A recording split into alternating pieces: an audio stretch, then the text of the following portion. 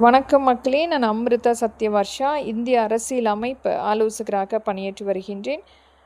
அனைத்து அரசு வழியில் படிக்கின்ற குழந்தைகளுக்கு காலை மற்றும் மதிய உணவை மாற்றி அமைப்பதற்குரிய அட்டவணை முழுமைப்படுத்த வேண்டும்.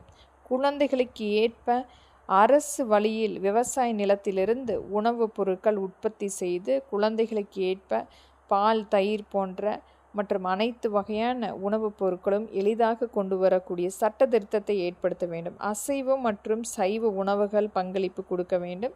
குழந்தைகளுடைய அந்த காலை ஒரு 11 மணி மற்றும் மதிய உணவுக்கு பின்பு வரக்கூடிய ஒரு பிரேக்கில் அவர்களுக்கு ஏற்ப அந்த ஸ்நாக்ஸுகள் முழுமைப்படுத்த வேண்டும்.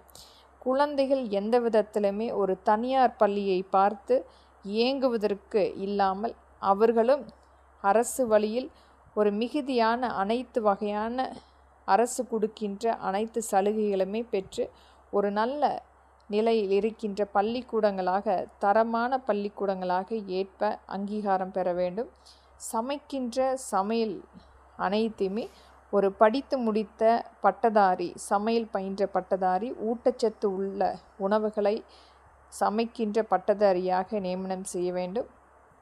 அரசு வழி பள்ளிகள் முழுமையாக புதுப்பிக்கக்கூடிய புதிய பள்ளிக்கூடங்களை முழுமைப்படுத்த வேண்டும். இது அனைத்துமே மக்களுடைய கோரிக்கையாக எளிய மகளாக இங்கு பதிவிடுகின்றேன். நன்றி, வணக்கம்.